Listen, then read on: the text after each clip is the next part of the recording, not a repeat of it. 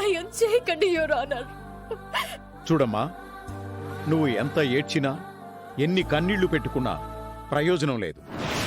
ఆధారాలు కావాల్సిందే.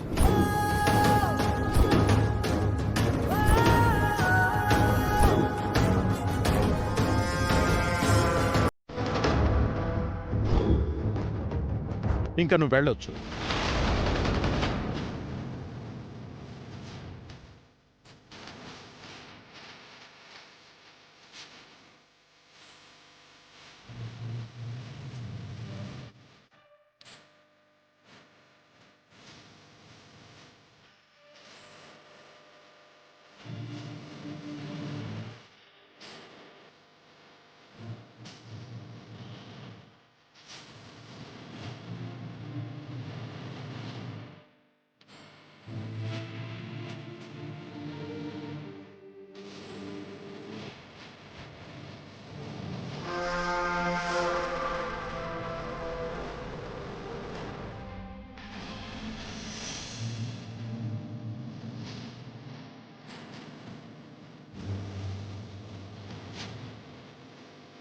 కేసు పూర్వాపరాలు పరిశీలించిన మీదట ఉన్న ఆధారాలను ఆధారం చేసుకొని ముద్దాయి శ్రీకర్ వికాస్ను హత్య చేశాడని కోర్టు నమ్ముతున్నది.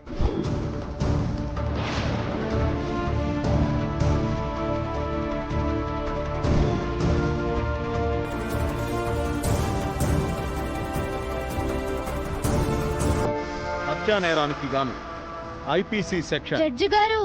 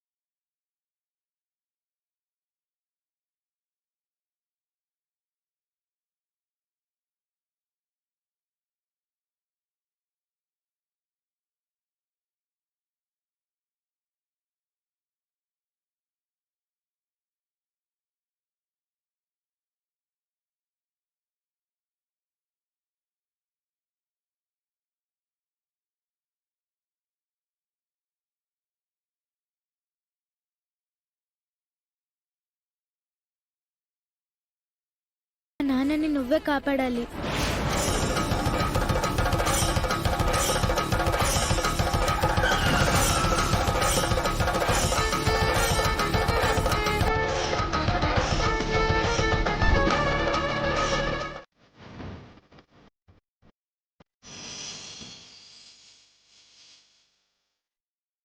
అనుకోని విధంగా నాన్న మీద నింద పడింది.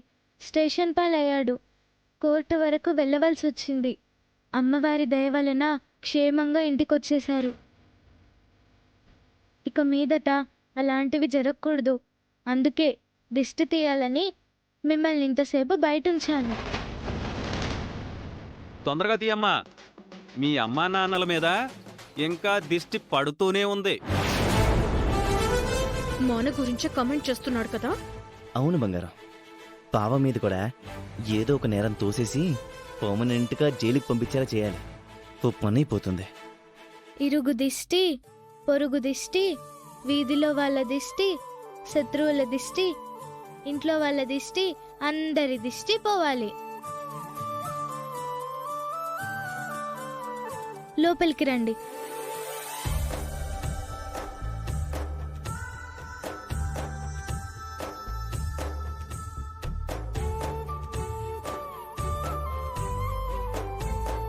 శ్రీకర్కి ఏమవుతుందో అని ఇన్ని రోజులు అందరం కంగారు పడ్డాం.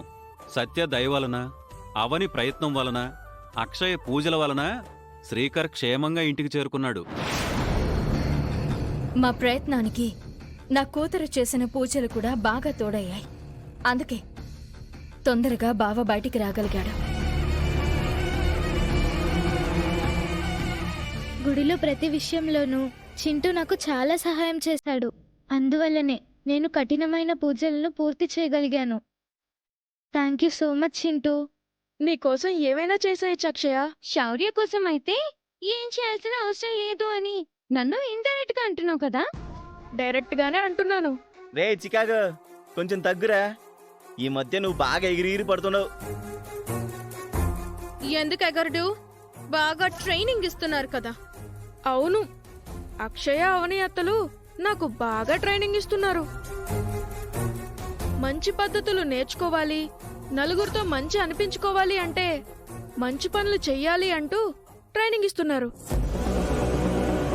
దూరపు కొండలు నునుపు అన్నట్టుగా మనుషుల యొక్క నిజ స్వరూపాలు తెలియక నువ్విలా మాట్లాడుతున్నావు. ముందు ముందు అన్ని విషయాలు నీకు బాగా తెలుస్తాయి. అప్పుడు నీకు బాగా అర్థమవుతుంది ఎవరి నుంచి ఏం నేర్చుకున్నావు.